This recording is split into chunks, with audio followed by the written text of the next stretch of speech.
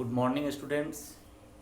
आज हम class 12th का सिलेबस भाया ऑनलाइन स्टार्ट कर रहे हैं और चैप्टर्स मेरा फर्स्ट रिलेशंस एंड फंक्शंस, उसमें मेरा फर्स्ट एक्सरसाइज है रिलेशंस का।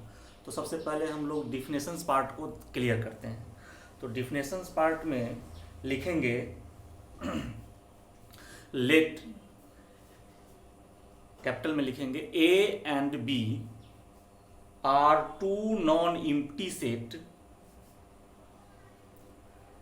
Then rule R which associates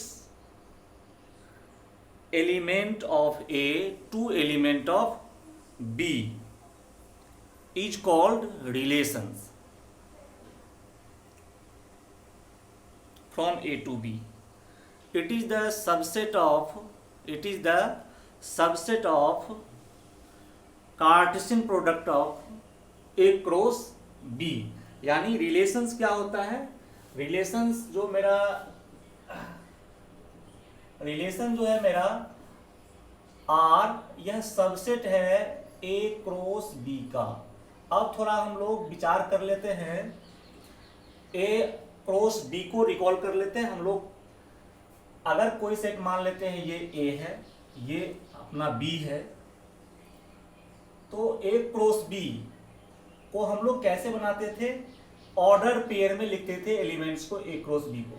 इसमें फर्स्ट एलिमेंट जितने भी ऑर्डर पेयर था उसमें first element from set A and second element from set B.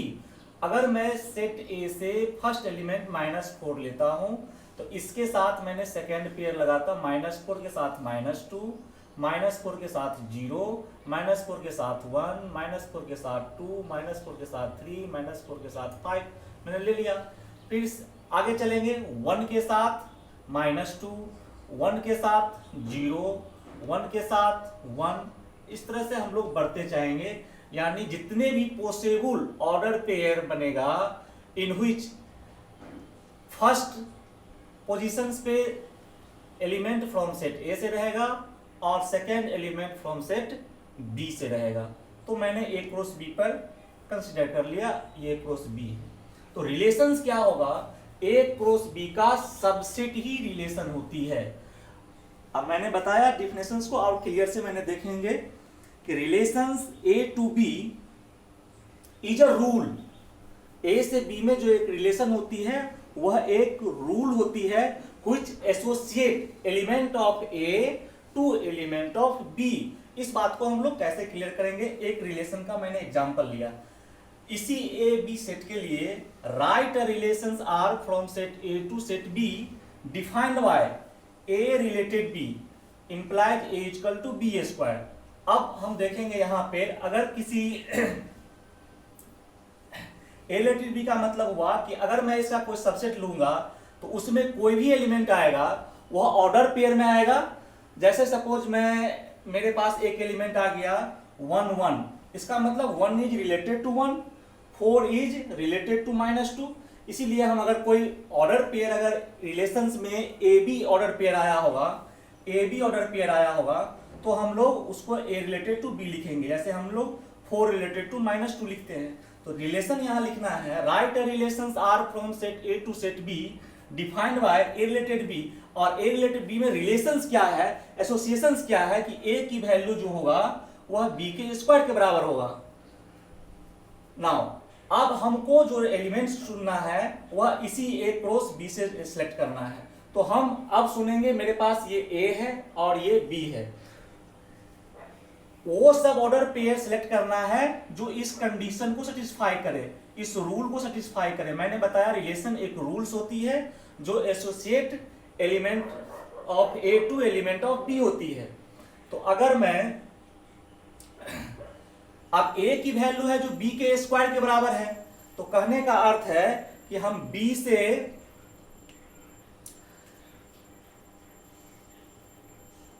कौन कौन सा इसमें एलिमेंट अगर हम सिलेक्ट करेंगे तो सबसे पहले देखेंगे इसमें जो भी एलिमेंट्स है इसमें कौन कौन सा एलिमेंट, -2 का स्क्वायर इसमें है, 4 है, 0 का स्क्वायर नहीं है इसमें, 1 का स्क्वायर है 1, 2 का स्क्वायर भी 4 है, 3 का स्क्वायर भी 9 है।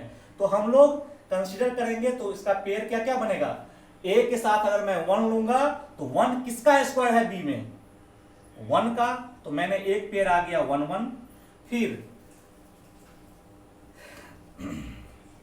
इधर से देखेंगे, फिर 4 किसका स्क्वायर है, 4 स्क्वायर है -2 का भी है और +2 का भी है। तो मेरे पास एक दो पेयर बनेगा 4 -2 और 4 2 का।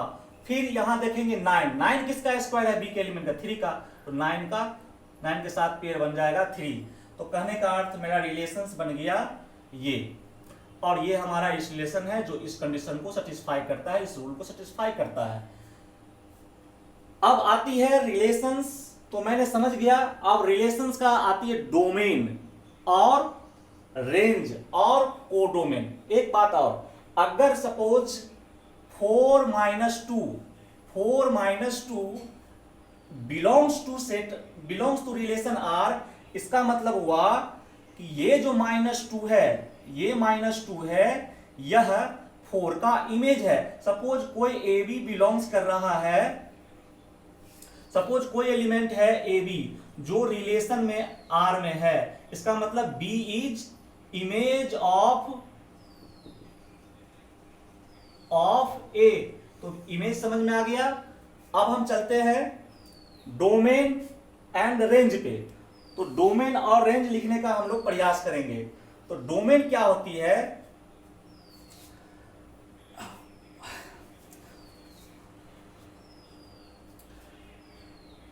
मान लीजिए कोई रिलेशंस है हमारा ए से बी में, then set of first elements of order pairs belonging to relations R is a domain. जैसे हमारे पास ये रिलेशंस है, इस रिलेशन में जो भी ऑर्डर पेयर्स हम देख रहे हैं उसके फर्स्ट कंपोनेंट का कलेक्शन क्या है यहाँ पे, तो फर्स्ट कंपोनेंट का कलेक्शन हो जाएगा 1 4 डबल नहीं लिखना है 9। तो 1 4 और 9 इस रिलेशंस का डोमेन हो गया। अब है रेंज। तो range is the set of all element, set of second component of order pairs belongings to relation R. इस रिलेशंस में जितने भी ऑर्डर पेयर है उसके सेकेंड एलिमेंट का कलेक्शन ही हमारा रेंज कहलाती है। तो इसके लिए रेंज जो हो जाएगा वो मेरा कितना हो जाएगा, -2 भी है, 1 भी है, 2 भी है और 3 है। बस इतना ही आ जाएगा, -2 1 2 एंड 3। तो इस रिलेशन का मेरा ये रेंज हो गया। अब आती है कोडोमेन। अगर रिलेशन ए से बी में है, तो सेट बी को हम लोग रिलेशन का कोडोमेन कहेंगे। तो कोडोमेन मतलब ये, अगर रिलेशन ए टू बी में है तो डायरेक्ट ये बी सेट जो होगा वो मेरा कोडोमेन कहलाएगी। अब एक बात, अगर मेरे पास सेट ए और सेट बी का एलिमेंट्स है तो हम ए क्रॉस बी के एलिमेंट कैसे निकालते थे। अगर ए में suppose number of element in A अगर p था, number of element in B अगर मेरा q था, तो number of element in A cross B जो होगी वह हो जाएगा p इंटू क्यू। अगर इसमें हमारे पास 1 2 3 4 5 एलिमेंट है, इसमें हमारा 6 एलिमेंट है, तो इसके ए क्रॉस बी में टोटल कितने एलिमेंट आएंगे, 30। अब बात चलती है कि रिलेशन को मैंने बताया था कि relation is the subset of A cross B. तो सबसेट का मतलब हुआ है कि किसी सेट में हम लोग ये जानते हैं कि किसी सेट में अगर p एलिमेंट है तो a की सबसेट की संख्या होती थी, सबसेट ऑफ a जो होती थी वह होती थी 2 का पावर p। इसी प्रकार से हमको relation, number of relation from a to b कितने होंगे, तो अगर मेरे पास a क्रॉस b में p इंटू क्यू एलिमेंट है तो number of relations from set a to b equal to हो जाएगा number of subsets of a cross b। इसका मतलब हो जाएगा, ये हो जाएगा मेरा 2 का पावर में PQ। ये हो जाएगा total number of relation from A to B। ये हो जाएगा 2 का पावर PQ। इतनी बेसिक बात हम लोग पिछले क्लास में भी पढ़ चुके हैं। अब हमको यहां पर देखना है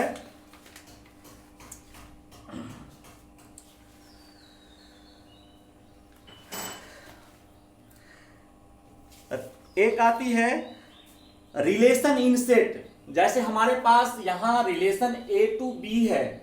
एक रिलेशन इन सेट का मतलब होती है, जैसे हम A क्रॉस B निकाले, हम लोग A क्रॉस A भी निकाल सकते हैं।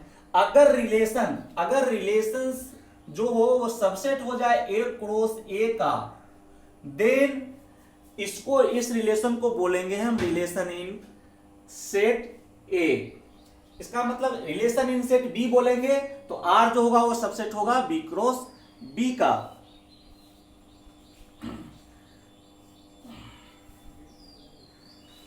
अब नेक्स्ट देखेंगे हम लोग टाइप्स ऑफ रिलेशन। ये हमारा मेन टॉपिक है।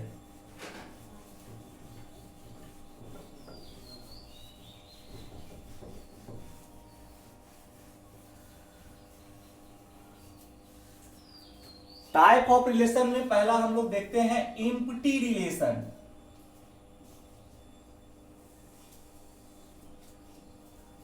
एम्प्टी रिलेशन क्या होता है? A relation R in set A is called empty relations if no element of A is related to any element of A. जैसे हम आर को ऐसे लिख सकते हैं फाई, और फाई सबसेट हमारा होता ही है ए क्रॉस ए का। तो कहने का मतलब ए के कोई भी एलिमेंट, ए के किसी भी एलिमेंट से रिलेटेड नहीं हो तो वैसे हम रिलेशंस को एम्प्टी रिलेशन बोलेंगे।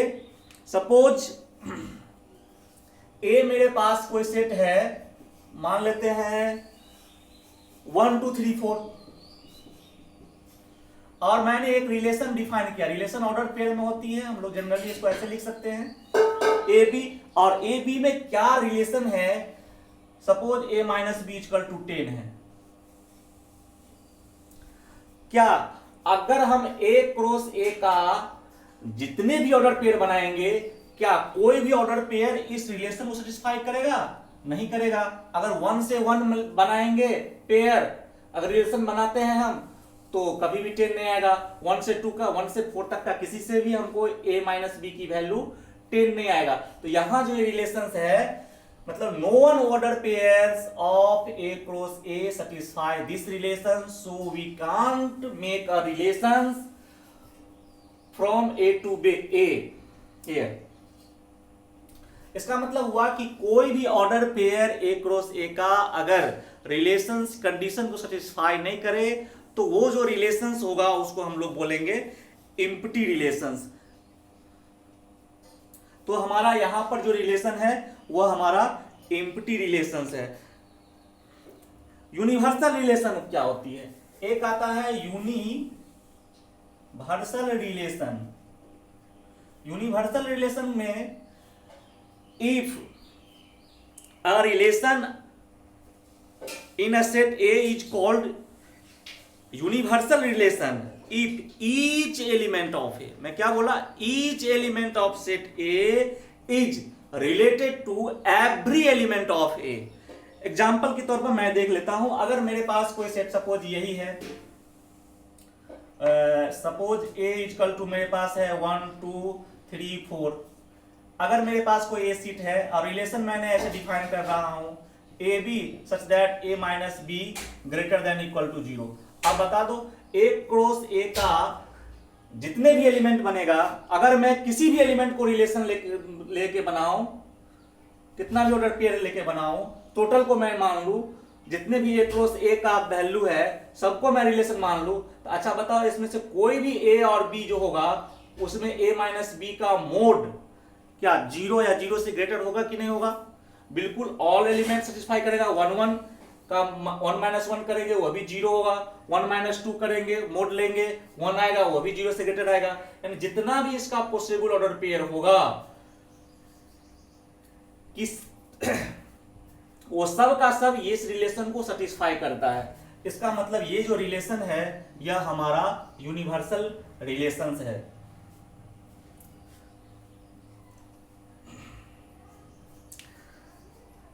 नेक्स्ट अब आती है आइडेंटिटी रिलेशन। आइडेंटिटी रिलेशन क्या होता है? The relation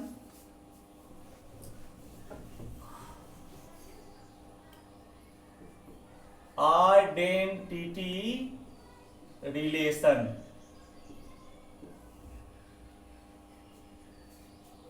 the relations are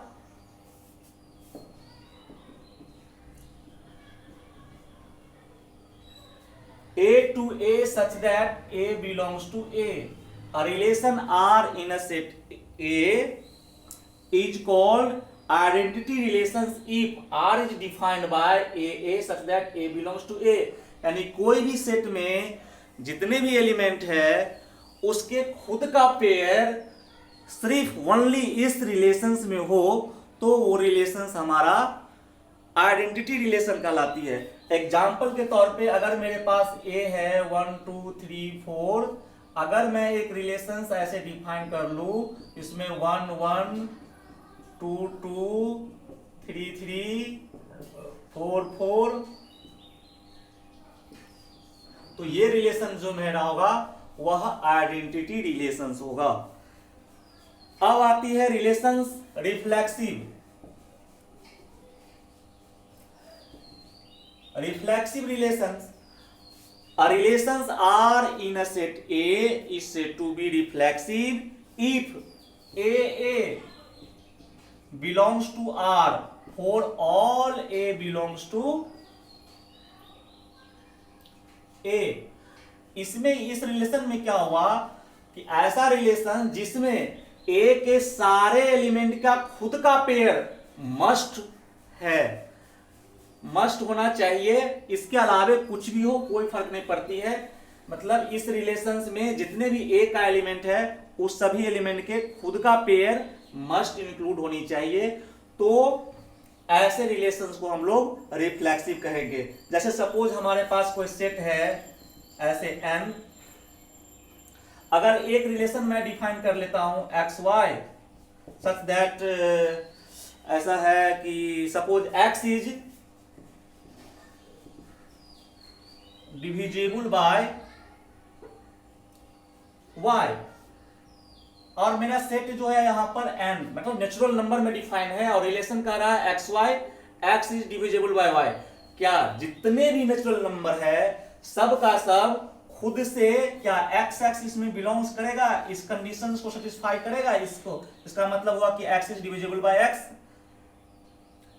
जितने भी नेचुरल नंबर है क्योंकि सब का सब खुद से डिविजिबल है इसीलिए यह रिलेशन जो है मेरा यह रिफ्लेक्सिव है। सपोज एक और रिलेशन मान लेता हूं, एक सेट मान लेता हूं और यहां पे सपोज कोई सेट है मेरा जो सेट है मेरा ऑल लाइंस इन प्लेन। एक सेट है जिसमें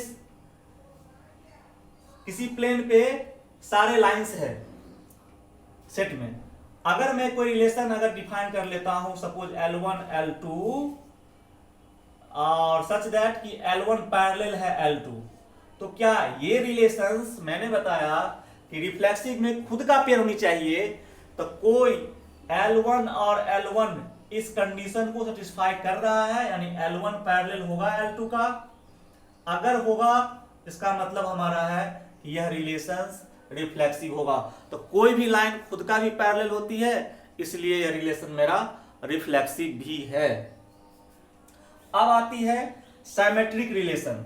सिमेट्रिक रिलेशन क्या होती है? Relations R in a set A is said to be reflexive if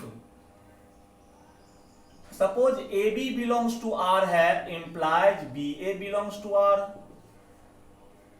ये दोनों कंडीशन होनी चाहिए। अगर जो भी एलिमेंट रिलेशन में है जस्ट उसका अपोजिट पेयर भी उसी रिलेशंस में हो तो हमारा वो रिलेशंस सिमेट्रिक कहलाएगी। पेयर ए बी जो होना चाहिए वह ए और बी सबका सब मेरा किस में होना चाहिए, ए में होना चाहिए।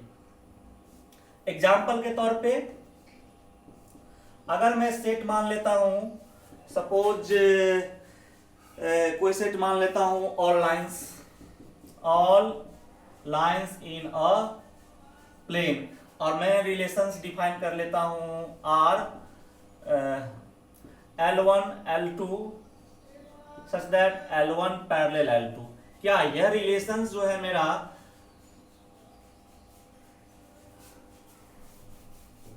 सिमेट्रिक हम लोग पढ़ रहे हैं,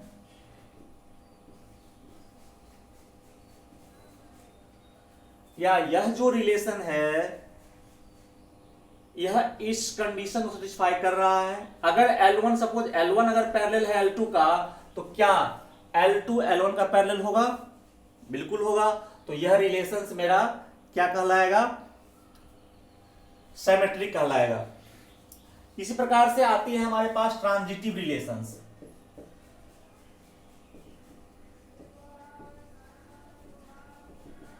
ट्रांजिटिव रिलेशंस में क्या होती है, अगर suppose A B belongs to R है, बी सी बिलोंग्स कर रहा है आर में, इंप्लाइज ए सी भी बिलोंग्स करना चाहिए आर में। अब इसी रिलेशंस पर हम विचार करते हैं। इसी में अगर मान लेते हैं कि इफ L1 L2 बिलोंग्स कर रहा है आर में, L2 L3 बिलोंग्स कर रहा है आर में, तो क्या L1 L3 बिलोंग्स करेगा आर में? तो अगर मैं इसको देखूं तो ये क्या हो जाएगा, L1 parallel L2, L2 parallel L3, बिल्कुल L1 भी जो होगा वो पैरेलल L3 होगा। इसका मतलब L1 L3 जो है वह बिलोंग्स कर गया आर में, यानी इस कंडीशन को सेटिस्फाई कर रहा है। इसका मतलब ये जो रिलेशन है यह मेरा ट्रांजिटिव रिलेशन है। अब मुझे ये तीन रिफ्लेक्सिव और सिमेट्रिक एंड ट्रांजिटिव, इसको हम लोगों को सही से जानकारी ले लेनी है और इसी बेस पे हमारा जो ये चैप्टर है। तो हम एक क्वेश्चंस लेते हैं आपके एक्सरसाइज से। तो एक्सरसाइज 1 में फर्स्ट क्वेश्चंस है,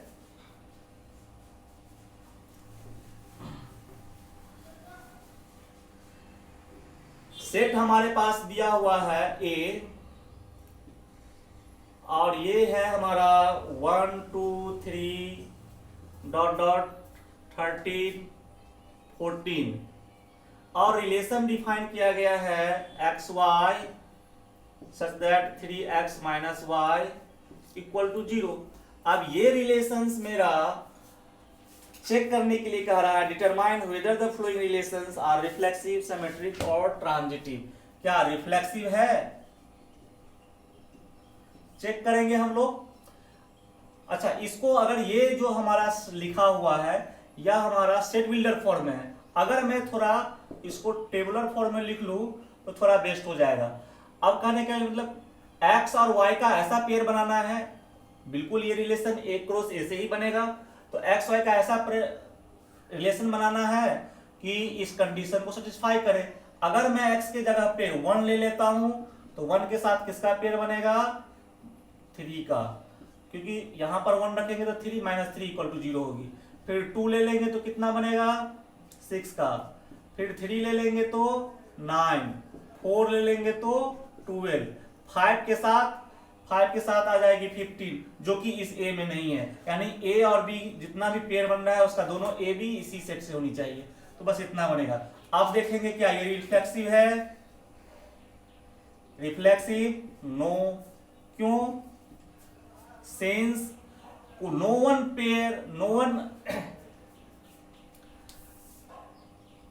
pair of self relations belongs to R. कहने का मतलब हुआ कि कोई भी ए बिलोंग्स नहीं कर रहा है for all A belongs to set A का। मतलब जितने भी एलिमेंट है किसी का खुद का पेयर इसमें बिलोंग्स नहीं कर रहा है, इसलिए रिफ्लेक्सिव नहीं हुआ। सिमेट्रिक में क्या है, बिल्कुल नो होगा। क्यों, लिखना है कंडीशन। सिंस कोई भी एलिमेंट लेके दिखा देंगे 2 6 बिलोंग्स कर रहा है आर में, but 6 2 not belongs to R. तो सिमेट्रिक में क्या होता है, सिमेट्रिक में होती है जस्ट अपोजिट पेयर। अगर कोई भी पेयर बिलोंग्स कर रहा है तो उसका जस्ट अपोजिट पेयर भी बिलोंग्स करना चाहिए। अब ये ट्रांजिटिव है कि नहीं है, ट्रांजिटिव के लिए मैं चेक करता हूं इसको और इसको। अगर मैं ट्रांजिटिव की बात कर रहा हूं